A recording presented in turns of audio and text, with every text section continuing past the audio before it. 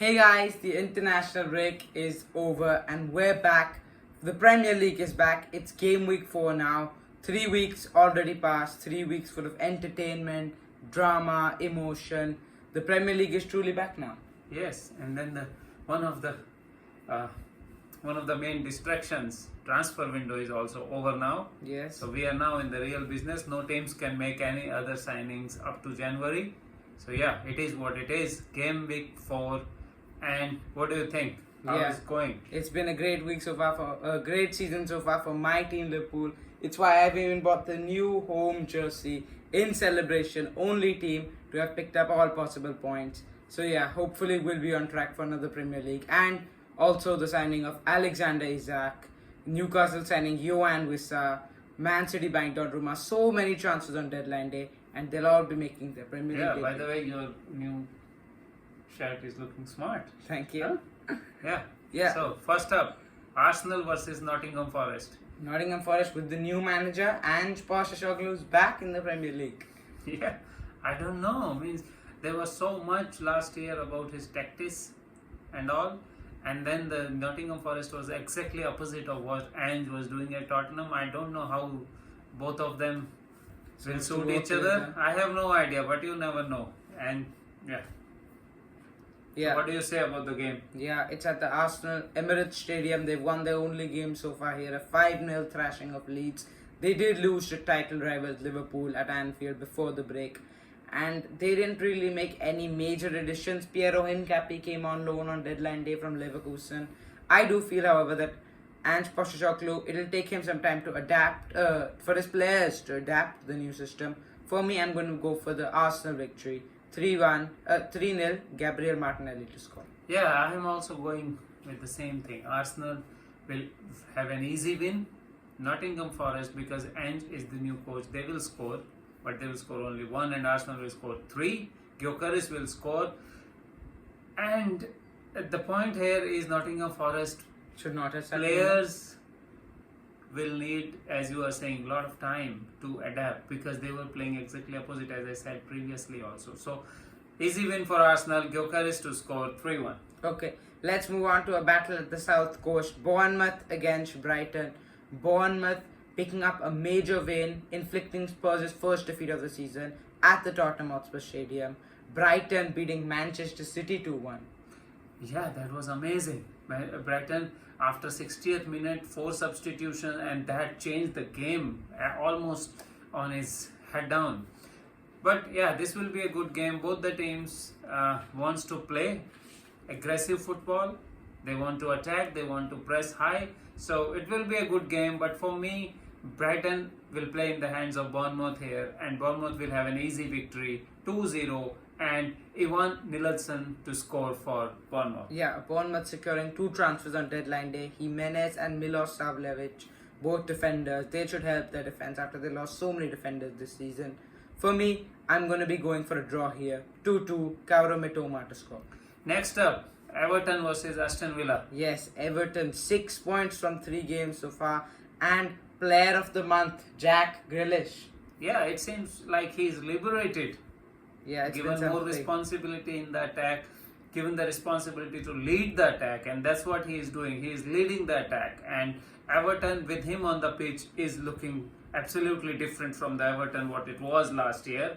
With him on the new pitch, new stadium. Yes, and I think they have all the ingredients in their team to beat Aston Villa here, because Aston Villa are low at confidence at the moment.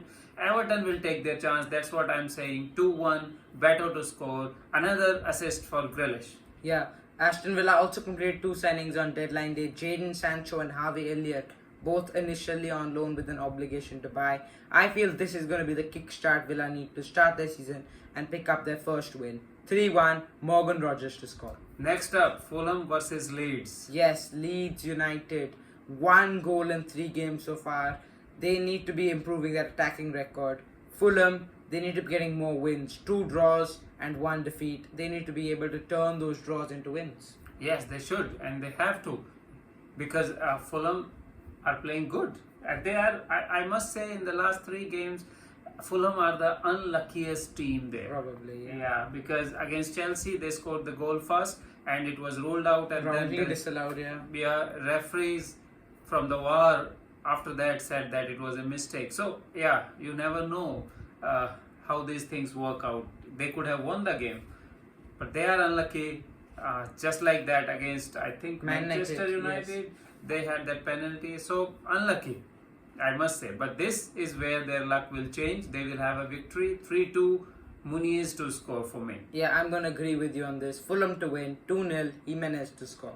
Newcastle versus Wolves. Yes, Newcastle. Finally, the Isaac saga's over, and they've got their two new strikers, Nick Woltemade and Johan Wissa. Yes, and they are, I think they are both good signing. Yeah, they've invested the money properly, the 125 million. Newcastle at home here against Wolves. Now finally the distractions off the market and onto the pitch. They are yet to win this season, but I do feel that should change now that they have stability. Wolves signing Arokunde, 24 million from the Belgian Juniper League from Ghent. I don't know if he'll be starting over Jürgen Strand Larsen, but in this game definitely not. Strand Larsen will score, and it's going to be a draw because I feel Newcastle new signings need to still gel in. 1-1. For me, it will be a one-sided game. Newcastle will win 4-1, and Wow. I think Nick Woltemade score. I would have gone with Wissa but I read at multiple places that Wissa is not going to play because of some personal stuff. So I will go for Woltemade. Newcastle 4, Wolves 1. Easy win for Newcastle. Okay, let's move on to the Sellers Park. Crystal Palace against Sunderland. Palace's captain is saying, Mark Wahi, all that transfer day deadline stuff, but he will be a Palace player for at least 5 more months. Sunderland picking up major 3 points against Brentford. They've now picked up 6 from 9. That's a really good record for a promoted team. Yeah, and it seems like Sunderland Stadium of Light is buzzing. Yeah, but this one isn't there. Their supporters are helping them a lot in those 2 games, and against Brentford they just came from behind and won it. That's a real sign of a team who are ready to fight it out in Premier League. And this will be same here. They will fight out, but because Crystal Palace is such a mature team, Crystal Palace is such a smart team, they will easily beat them. 2-0, Mateta to score for Crystal Palace. Crystal Palace, yeah, made 2 signings on deadline day. 2 young defenders, Canvo and Uche. Sunderland made 3 superstar signings, you can say, for their status. Brian Robbie, Lutharsel Gertruda, and Traore. So for me, I'm going to go for a Crystal Palace win here, just because it's at their stadium and they have more Premier League experience. 4-2 is Milasar to score. Yeah, next up, West Ham United versus Tottenham. Yeah. Now, how do you think Potter must be breathing easy a bit after week 3? Yeah, that was a big win for them at Nottingham. This is the Mohamed Kudus return to the London Stadium. Yes. It's going to be a big London derby here. Yes. West Ham have just made a rule, actually I don't know if you've read it, that they're not going to allow half and half scarves to their home matches anymore, so that there'll be reduced number of away fans to help increase their support. They're yet to win at the stadium. The previous game they lost 5-1 to Chelsea. But for me, I'm going to see them to try, maybe give a better attempt, but at the end fail to win. 2-1, Johnson to score, and Tottenham to return to winning ways. Yeah, I agree with you. Tottenham will beat West Ham United 3-1, Richarlison to score. Okay, from one London derby to another, it's Brentford against Chelsea now. Chelsea signing Alejandro Garnacho from Manchester United. He's going to be a major addition to their squad.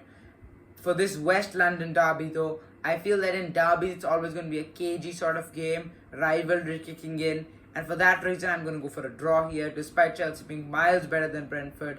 1-1, Kevin Schade to score. Okay, I'll go for the Chelsea victory.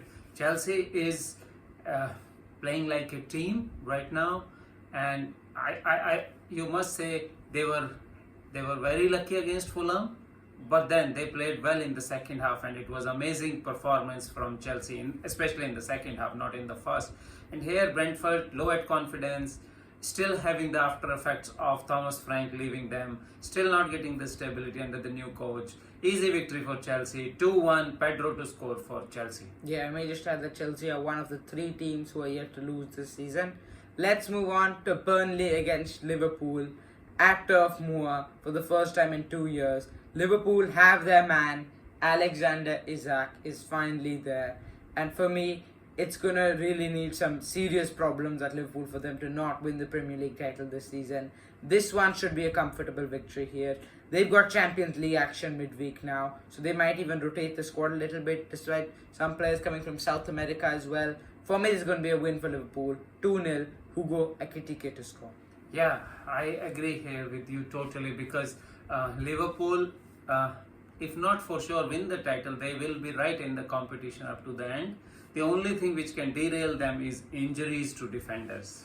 Because And Marco they didn't come. have to be 2 or 3 injuries to the main important players in the team. Other than that, it still they are the favorites. They have now on the top of it Alexander Isak. Alexander Isak is a monster. Last year he was on the top of his game, and everybody is expecting him again to do so in the Liverpool shirt. And with the players around him now, you can see Salah, you can see Gakpo, Wirtz. He can do wonders.